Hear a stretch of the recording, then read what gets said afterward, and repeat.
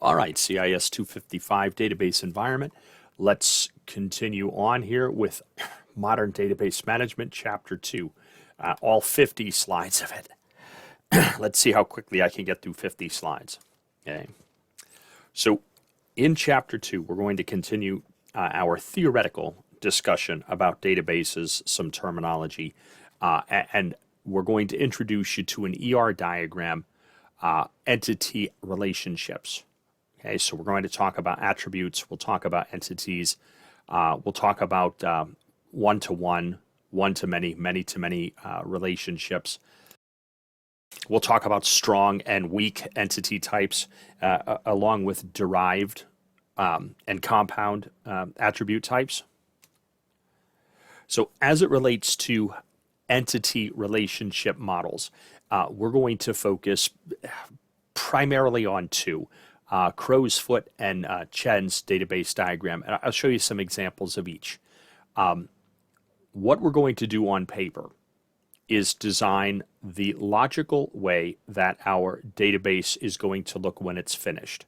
Now, for the purposes of our class, entities can be named the same way you're going to name the tables in the database itself.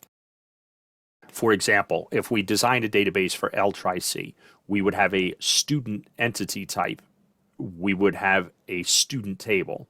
That isn't always the case, but you'll worry more about that level of detail as you're farther along into your career. Just know right now that your entity names in the ER diagram do not have to match what your table names will be. Okay, so an entity is a noun. It's a person, place, a thing, whatever. An entity type is what we call a student, an employee. An entity by itself generally consists of one row in the table. Okay, so the entity type would be the whole student's table. An individual entity would be like you and your corresponding L number.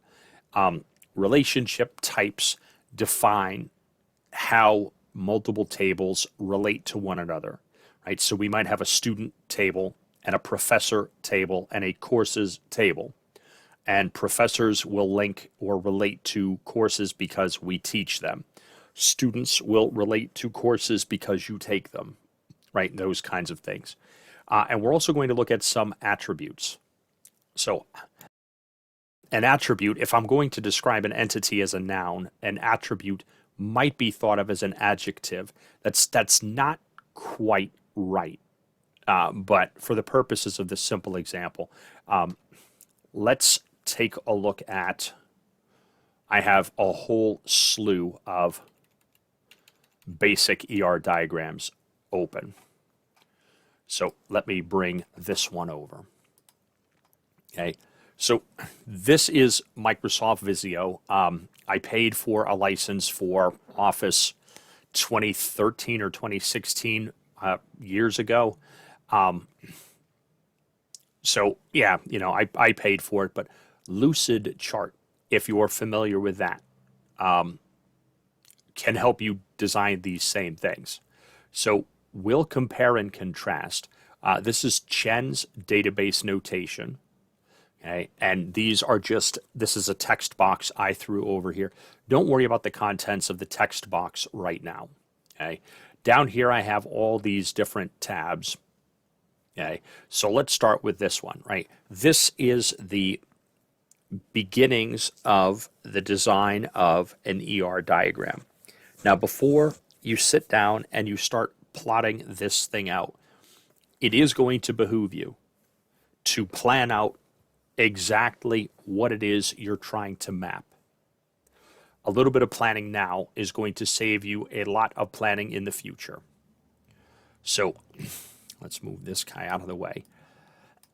So pretty basically, what we're going to do is, if we're designing a database for students or for Ch02, what are some of the nouns associated with Ch02?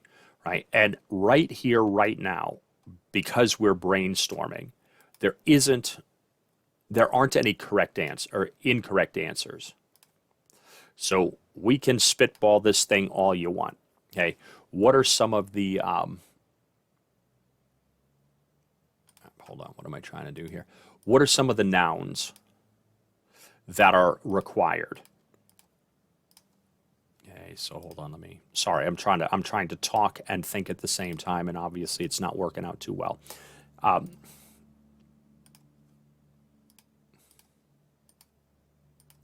right, so I've got student, I've got course here, but student,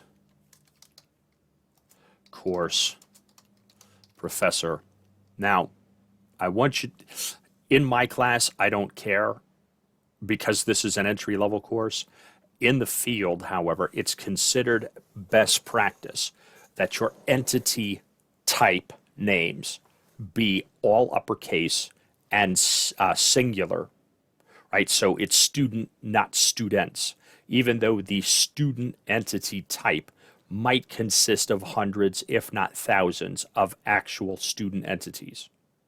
Okay? Again, if you hand in an assignment calling it students, courses, professors, I'm not going to care.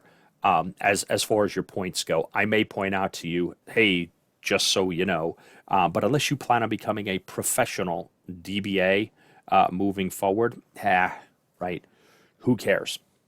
Okay, so we could, right, because Ch02 has multiple campuses, right, campus could be an entity type.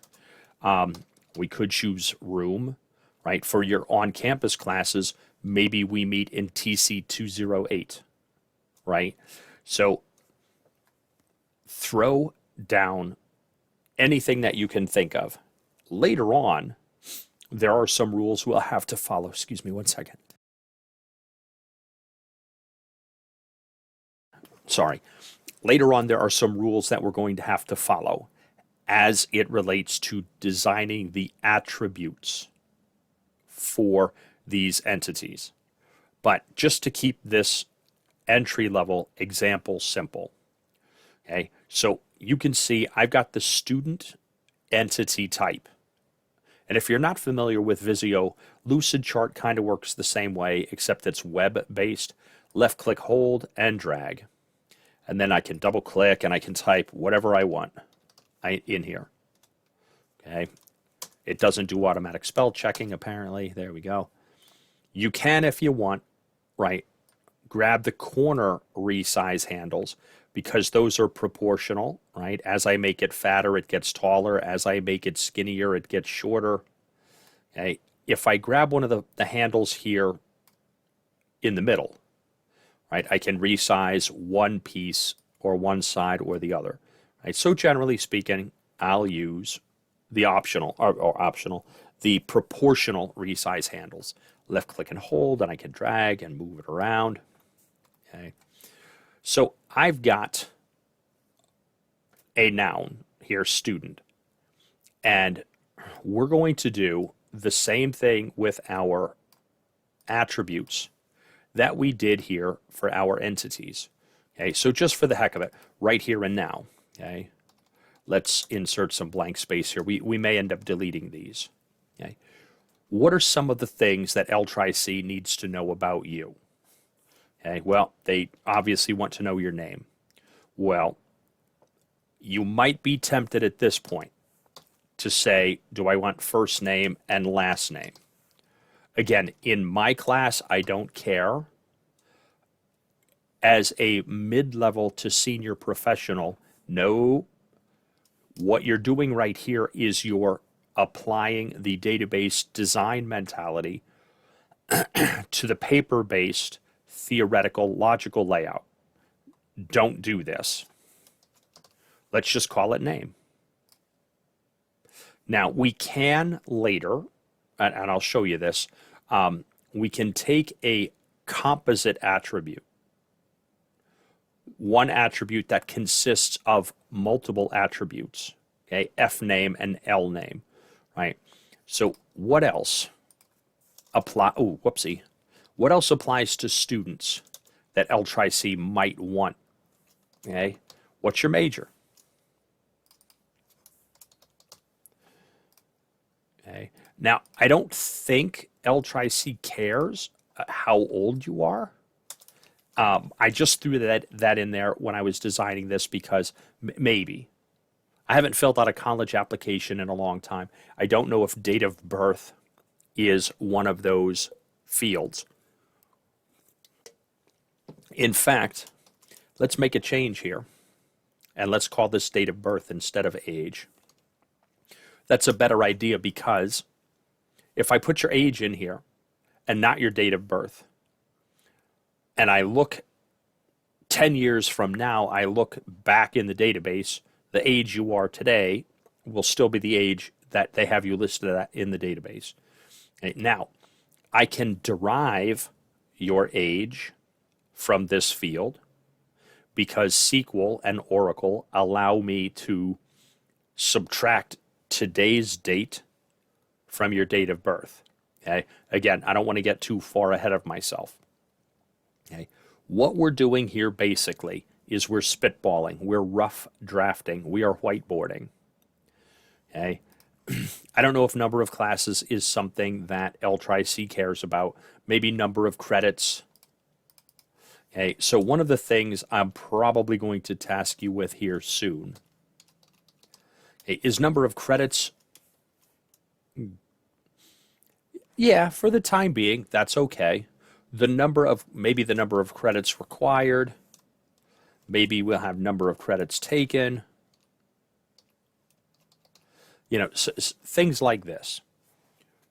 Again, here and now, there are no incorrect answers.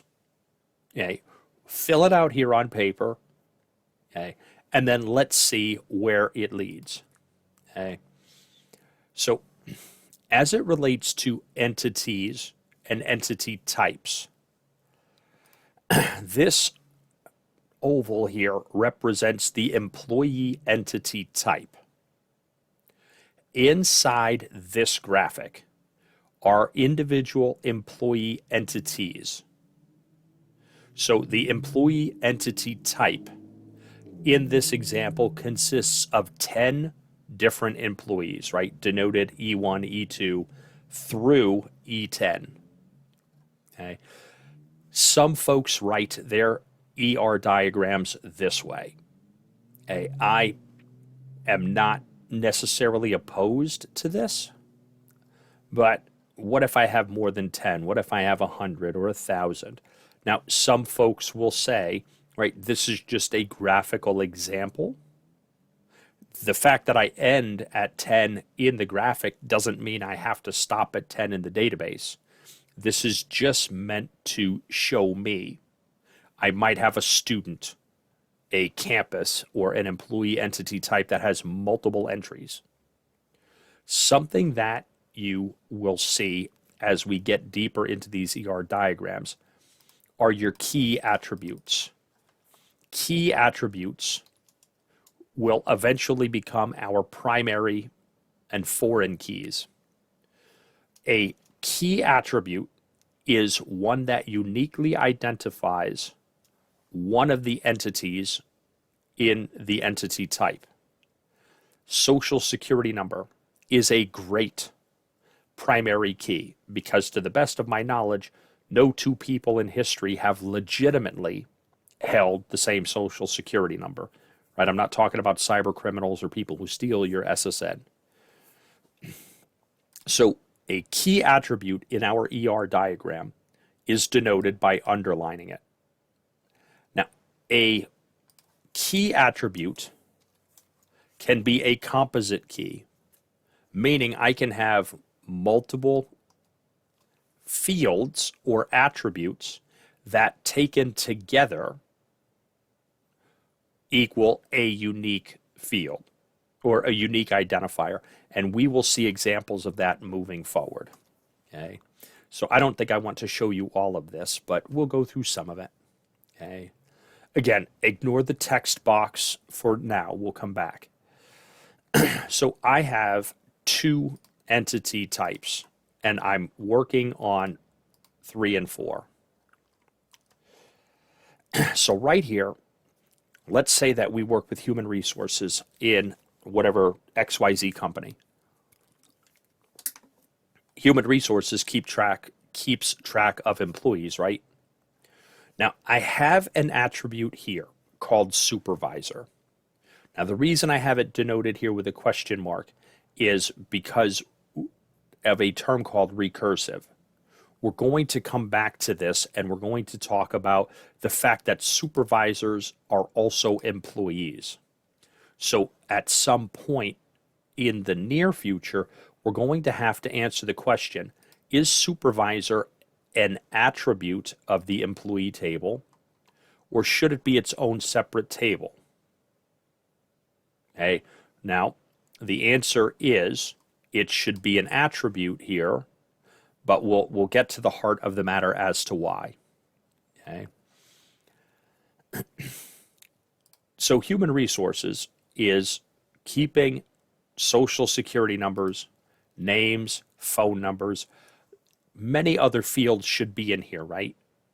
Date of birth, are you full-time, part-time, are you hourly or salaried, right? Think of all the information, okay? Now, I forgot to denote my key attribute of SSN. Now, companies, because of identity theft, some of them have been getting away from using your social as your key field. Instead, they're going to replace that with, maybe like employee number, okay, EMP num, or, or NO, depending on how you want to write it, okay? And that's going to be my key field. Your social security number does have to be written somewhere. Tax purposes, benefits, your medical insurance, etc. Phone is circled with two ovals like this because this is considered to be a compound attribute. I can have a cell phone and a house phone. I can have a personal phone and a work phone. Okay, so the way, I'm not going to baffle you with the minutia right here. The way that I would get around doing this, I would do something like phone 1, and then I'm going to shrink this up a little bit, and I'm going to relate that to this, and then I'm going to copy and paste, and we're going to call this phone 2. Okay, so we are able to denote compound attributes like this. Okay, now in my ER diagram, I oftentimes don't like to do this because many of us, myself included, when we're taking this paper and we're designing the database from it, we might design 2 fields. Well, not everybody has 2 phones. But if I design my database tables this way, I'll have 2 fields for every employee, regardless of whether or not they have multiple phones. So that's going to lead to a conversation about null values and not null, so we'll get to that as well.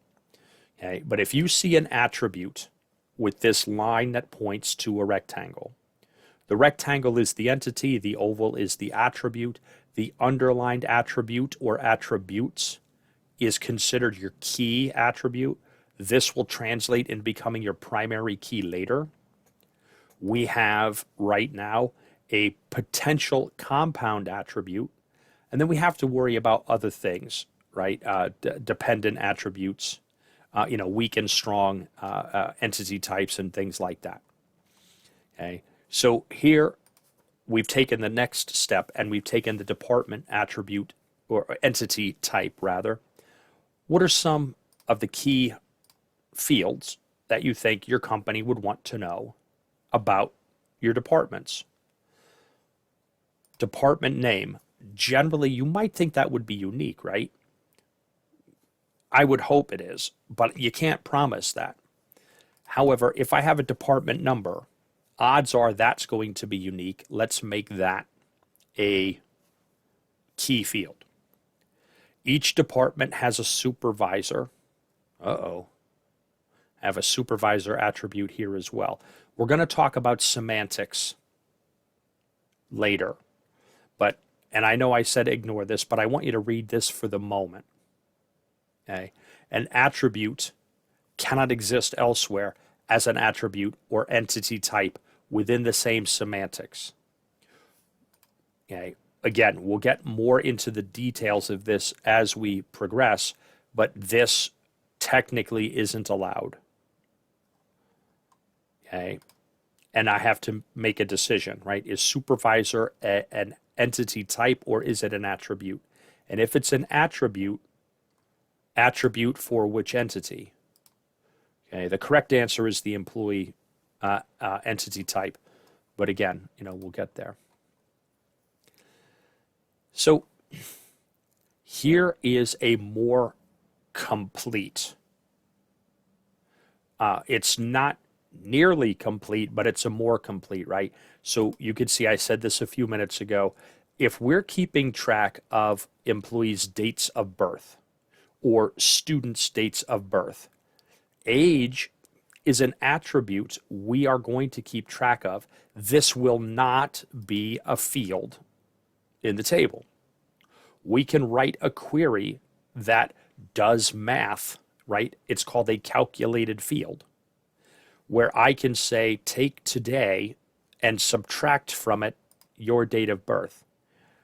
And if I format the output properly, I will get your age in years and maybe even months and days, right? Depending on how I code my query. Okay. So again, I don't want to spend a whole heck of a lot of time here. Okay. So yeah, we'll come back to this. I said I wanted to see how quickly I could get through the slides, and here I am talking about everything but. Now, I'm not going to ask you to memorize many things in this class. I am going to ask you to memorize this item right here. Cardinalities. How many times can one entity relate to another entity? Right? If you watched lecture video 1, you remember this is called crow's foot, right? Because of the 3 lines here.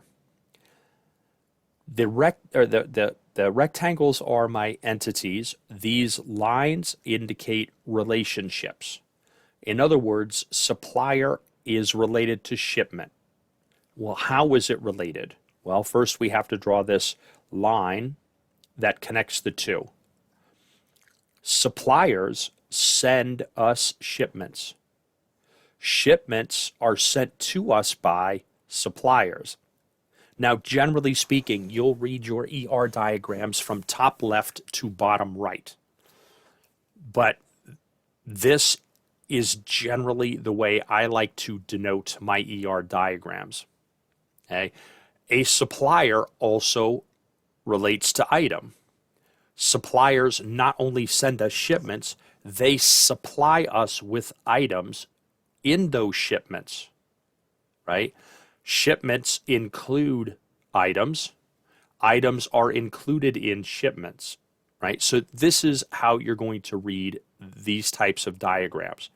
But these cardinalities, this is a $5 word that simply means how many times can X relate to Y. Okay, 2 dashes here, and it doesn't matter if they're vertical or horizontal. 1 and only 1, also known as mandatory 1. The circle here means optional. Okay, so the crow's foot by itself means many. 0 or more, okay, or optional many. It can be 0, it can be 1,000,000, right? A supplier can send 0 shipments. A supplier can send us 100 shipments or any value in between. Okay? The single dash by itself is mandatory many. Now, don't be fooled. Mandatory many is 1 or more. Optional many is 0 or more. Mandatory is 1 or more. And if you're going to have trouble memorizing that, the circle means 0. The hyphen means 1, right? If that helps you to memorize. So even though this is mandatory many, one shipment can include one item. Yes, it can include a million items, but it cannot include 0 items, right? And if you think that through, why would you send me a shipment with no items? Yeah, again, right? You can tell me thank you, Captain Obvious, but I'm trying to help make this as easy for you as possible. Okay, so as we start working through these, and I'll give you some assignments where you're going to generate some of these from scratch. Okay, now they're going to be really basic. They'll be related to students and employees, and maybe we'll do customers and orders, right? But you're not going to be designing, 1,000-page diagram here where we're building out relationships, across the all 7 continents. Okay. So entities can be strong or weak. Now let me see if I can find the one that I'm looking for. I am looking for one specifically, and I have so many things open, I can't remember which of my diagrams it's in. So that's the one I have open. Yeah, my apologies. Okay. Okay, so instead of me mucking about looking, okay, let's add dependent here. As it relates to employees working at a company, medical insurance purposes, life insurance, etc., human resources has to know, do you have a spouse? Do you have children or other dependents? The relationship between employee and dependent is going to be 1 to 0 or more. So optional many, right? Because I have 3 children. Now they're all adults and they're all out of the house. But 10 years ago, right, they would all be under 18. They'd all be living at the house. One employee, me, would have 3 dependents. And, well, my wife would make 4 dependents. Okay. However, dependent is an entity, right? Because dependents are spouses or children, they're nouns. But my dependent entities cannot exist without me. Okay, I teach for Lehigh Carbon Community College, not Northampton Community College. Does Northampton Community College have me listed as an employee entity? No, they don't. They don't have any information at all about my wife or my children. Well, why would they? But a weak entity type is an entity type that cannot exist without its parent entity type. Now, I don't mean parent as in I'm the father of 3 children. I'm talking that this is a child entity of this parent. Okay? I cannot have a table of dependents in my actual database without them being related to my employee entity types. Okay? So you'll denote weak entity types, entities that cannot exist unless they are tied to a strong entity type, with 2 rectangles. Okay? Associative entries, we'll talk about those later. Okay? This is another way that folks write out ER diagrams. Now, I showed you that oval with the 10 employees in it. Some people use this rectangle, and they'll replace this text entity name with employee. And your identifier would be your employee number, and then all of the other attributes, date of birth, your address, your marital status, etc., they'll be listed here as attributes of the employee entity type. We'll talk, oh God, we're going to talk so much more about relationships. Okay. One thing I'm going to point out, and we're going to come back to this, the employee entity type. Supervisors are employees. So we might have a supervisor attribute inside the employee table.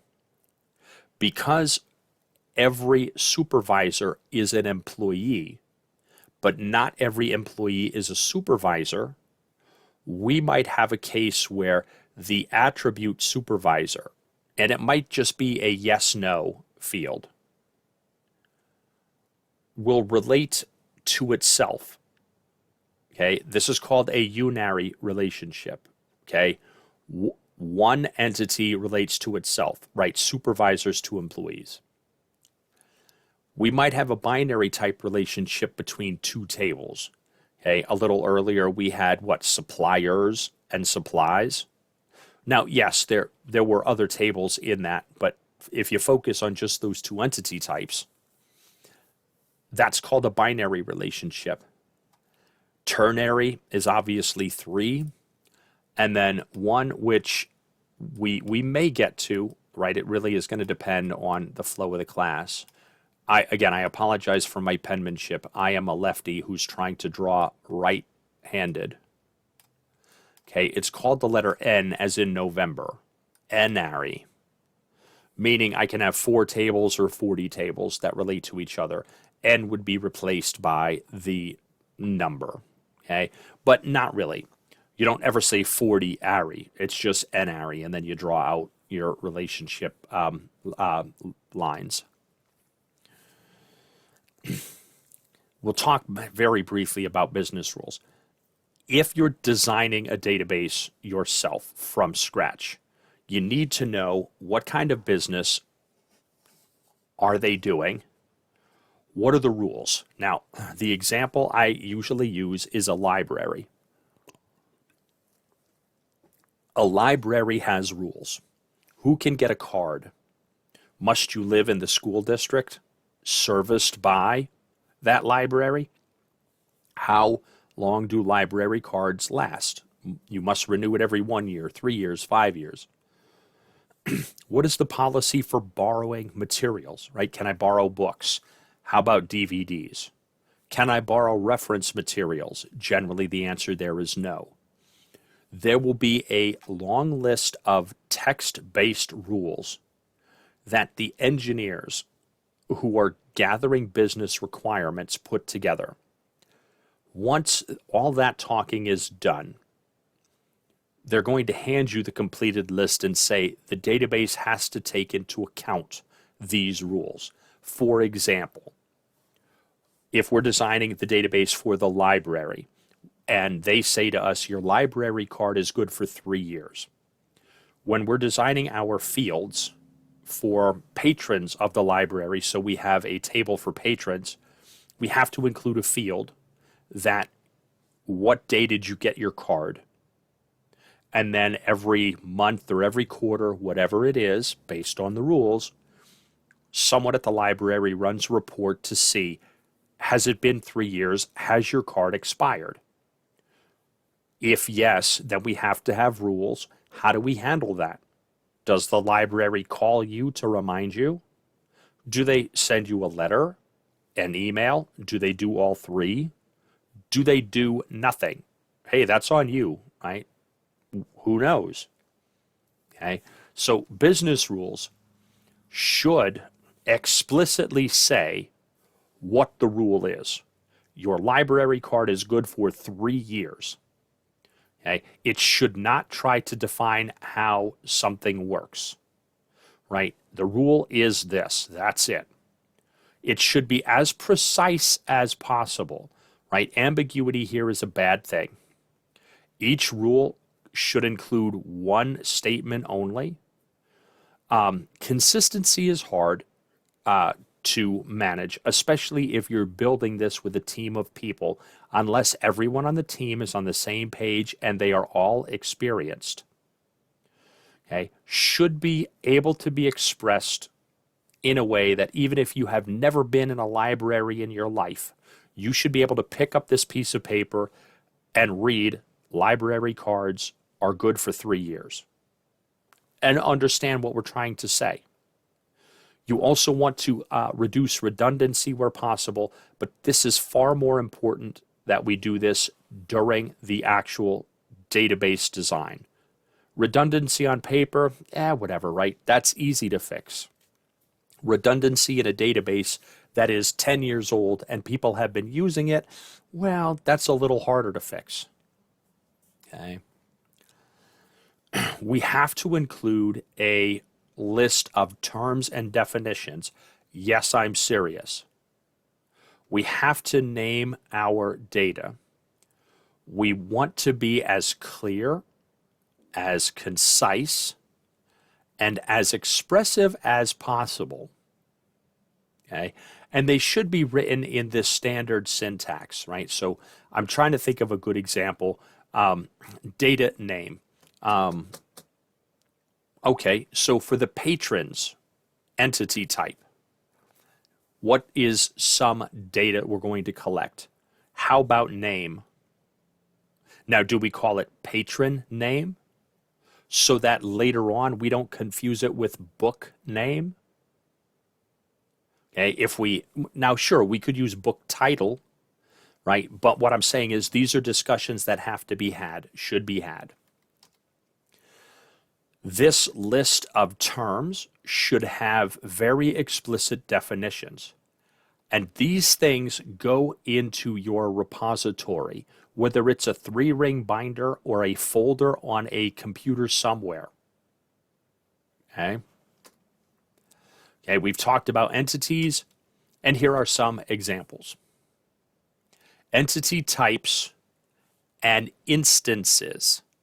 Okay? An entity type, remember, is the short name for the whole table, including all the field names or attributes, including the field or attribute data type and its maximum length. Now, if you remember from lecture 1, right, this is set up as a character field, but it's all numbers. Wouldn't you want to set this to integer? No, probably not. Number data types, if you have leading zeros, can chop off the leading zeros. Also, do you ever plan on doing math on that number? The answer is no. Sure. Set it to be character, and that's perfectly fine. Okay. Now, we're going to talk much more about all the different data types. Okay. But just understand alphanumeric characters, maximum length. Date. Now, different systems store dates differently. You're going to find out that Oracle SQL stores this date as 21 hyphen, oh, sorry, that's supposed to be an M, March. You spell the whole month name out. You're not abbreviating it, followed by a hyphen, followed by the year. Now, the reason that's important, that's supposed to be 1992. I'm going to stop apologizing for my penmanship. If you didn't hear it the first 75 times I've said it. Okay? Oracle SQL keeps dates this way. Super important because if you're trying to keep track of who has paid their invoices, I want to run a report on January 31st. Who has invoices older than 30 days? And you enter the date you're checking this way.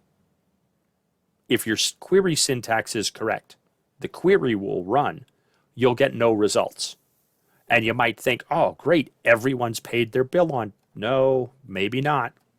Okay, you're going to see examples of this once we get there. Okay, entities. Okay, so I don't know how much more time I want to spend on this. We're going to do some basic exercises with ER diagrams, but this is not something that you're going to be doing lots of.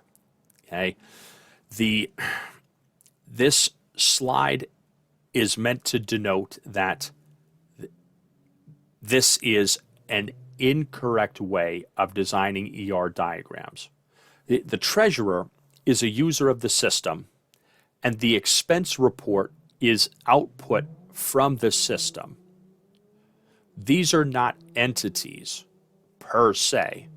Your expense report is going to be an actual report or query. Okay?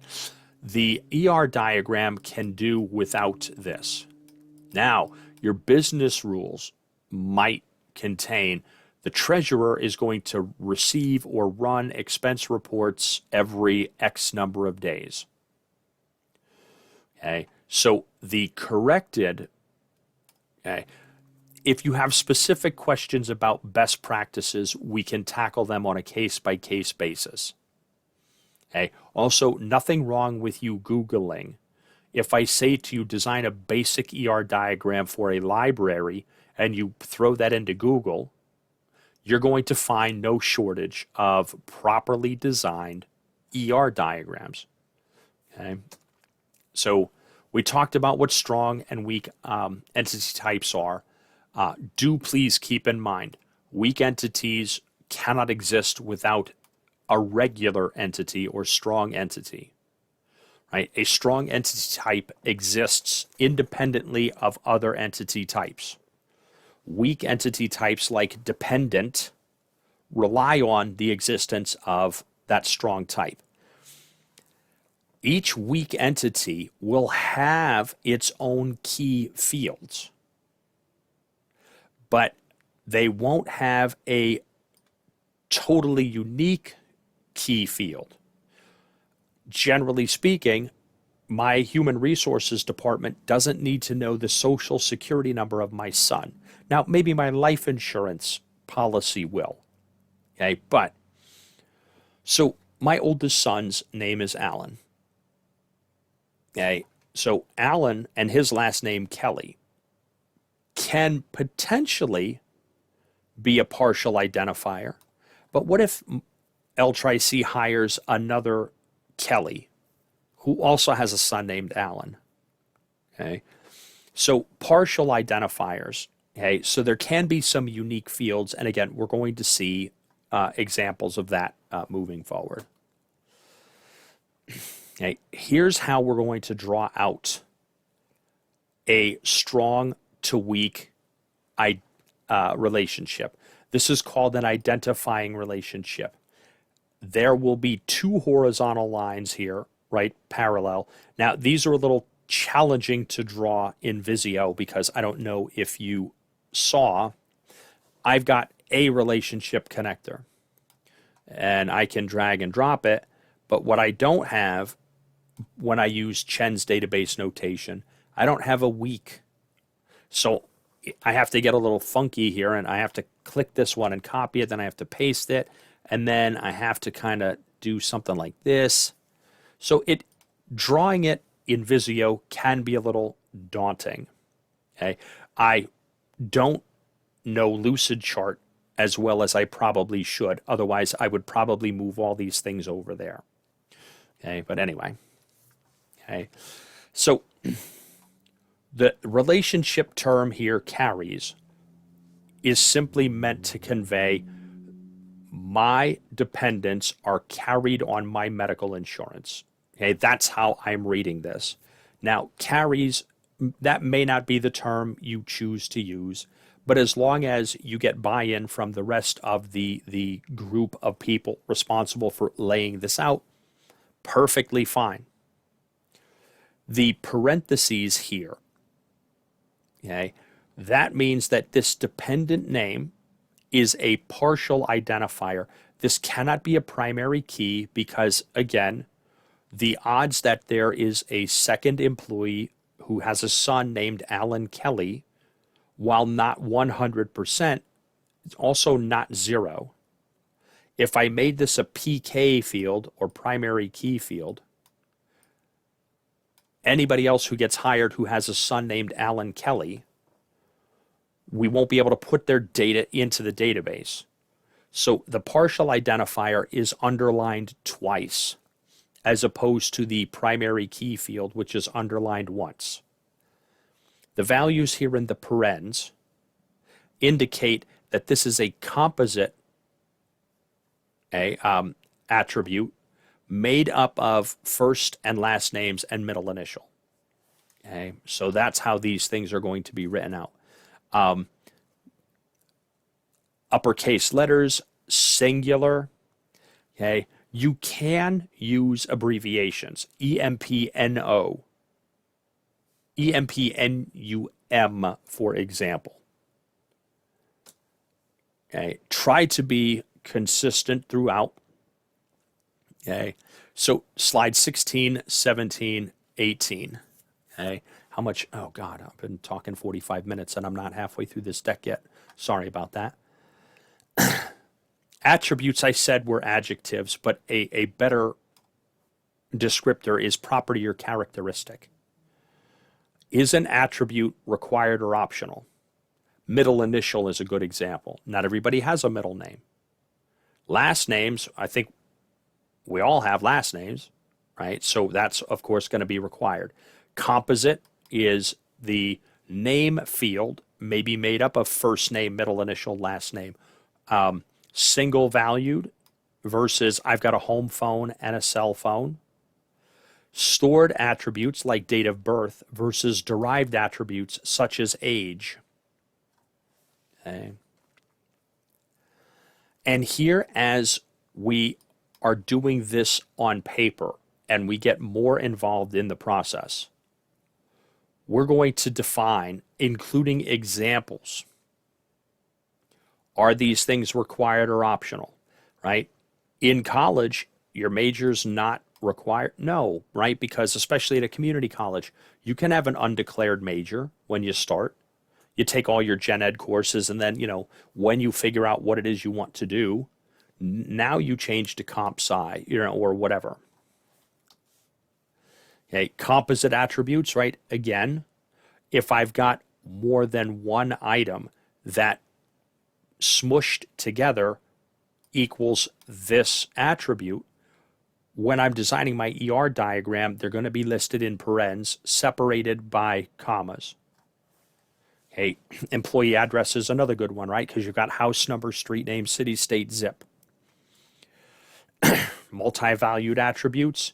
What are my skills, right? What do I do at work? I'm a Windows Server, Active Directory, and Windows Client Engineer. So I might have those 3 skills listed. We're going to talk about something later called normal forms. NF, November Foxtrot. I don't know why sometimes PowerPoint does that. This is the number 1, first normal form, where we talk about multi-valued attributes and the proper way to list them out in the actual database itself. Okay, we've got these keys, primary keys, foreign keys. Keys can be simple or composite. Okay, if I want to use first name and last name together as a primary key, that's a composite attribute. We haven't defined our attributes yet. Any field that can potentially be used as a key field is called a candidate key. Okay, so we could choose to use those. Okay. Key fields or identifiers should never change. Now, I should hesitate to use the word never. That's a bad word. Shouldn't change where possible, and cannot be null values. A null value is different from having a value of 0. 0 is an actual value. Null just means it's blank. There's nothing in there. Okay, so again, right, simple versus composite. I want to try to get to the end of this slide deck before I let you go. We talked about entities and attributes should be singular nouns. The name should be unique. You should define a standard naming format. During your business rules and your definitions phase that you're storing in this repository, you should have this booklet of information. Why is this attribute necessary, or is it necessary? Why is it important? Okay, we'll talk about pseudo columns and aliases in a little bit here. Do attributes in one entity type relate to other attributes in the same or in other entities? We'll talk more about that later. Relationship types can best be shown this way. I have one employee, Chen, who, well, all my employees can choose to take these courses. So all my employees are listed here. All the possible courses they can take are here. So if I see, right, Chen has taken 2 classes, Melton has taken 3, Richie has only taken 1, Selko and Gosling have each taken 2. This relationship type is one to many. One employee can take many courses, or can be written this way in your ER diagram.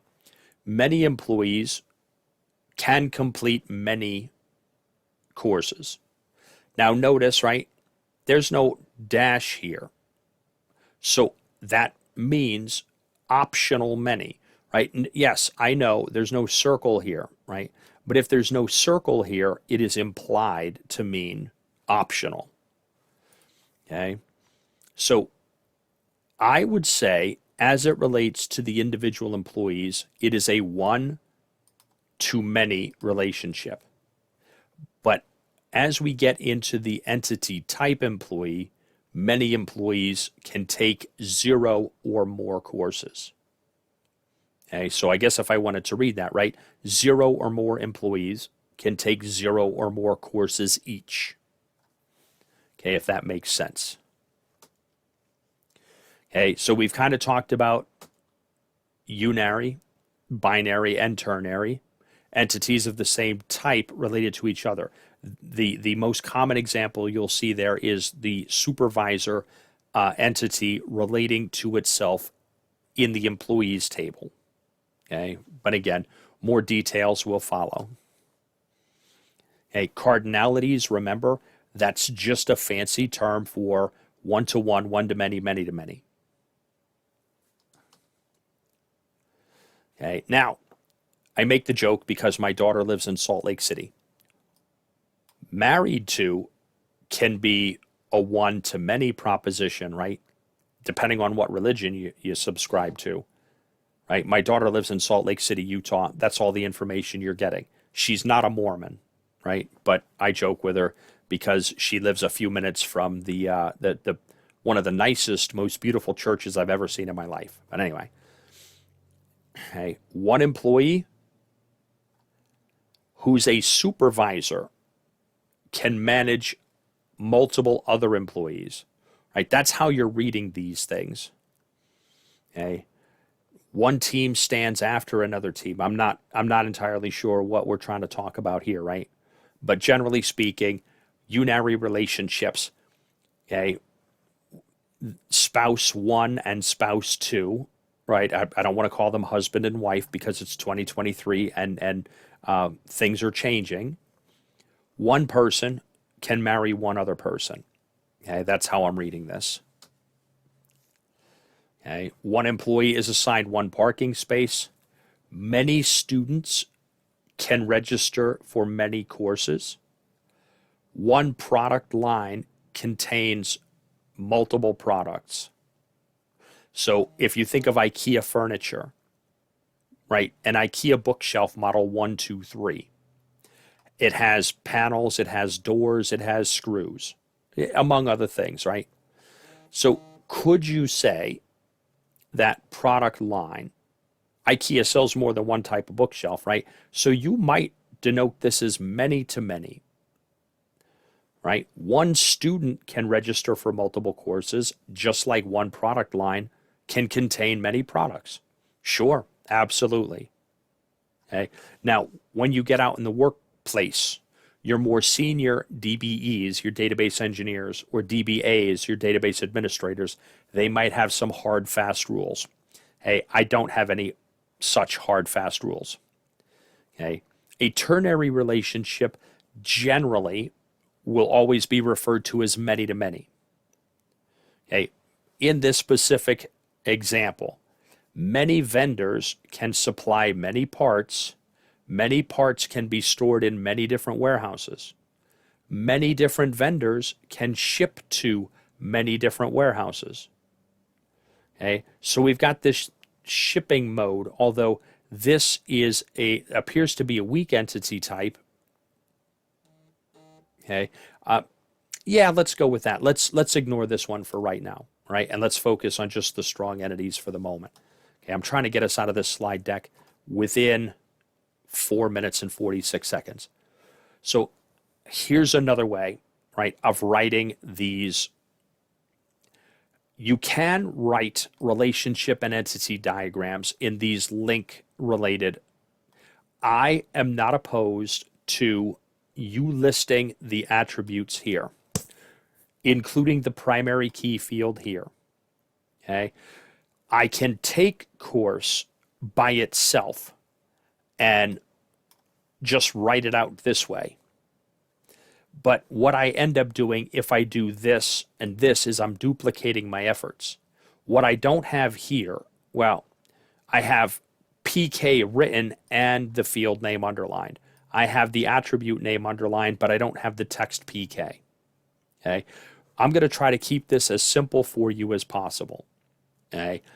We may do one, we may do the other, we might do both, but again, I'm not going to hammer you with 100 different entities, each with 10 different attributes. Okay. Optional versus mandatory. And remember, cardinality just is the number of times that instance A can relate to instance B. So mandatory, man, such duplication of slides here. Okay. Mandatory one, okay, one patient may have multiple patient histories, right? Sarah here has 2 visits. Okay. So the hatch mark, as it's called, I call them hyphens or dashes, illustrates mandatory. Okay, this is another example of that courses, right, where Chen took C++ and Java. Well, Rose has she's worked on the BPR and the OO project. Okay, Tom, wow, he's really busy, CR, OO, and BPR. Right, so many employees, mandatory. Heidi, right, she's not working on any projects. So we have to make sure that we either skip this circle or, if I want to avoid any confusion, put it in here. Okay. So we're going to skip over that for the time being. Okay. In fact, let's see. Let's move forward. I want to come back to this. I don't want to talk about associative entities right now. So I think I'm going to skip ahead to the end of the slide deck here. I'd like to try to keep the lectures an hour or less if I can. Now, obviously, this is my fault, for spending so much time looking at the Visio diagram. But let's close with Pine Valley Furniture. This is nearly a complete ER diagram for that whole database. Now, at some point soon, I have to show you that database, show you the tables, and show you the data in it. But this is slide 49 out of 50. Right, take a look at it. Okay, and then that's the end of the deck. All right, so I'm going to end this video here and get it posted. I will talk to you all in the next one.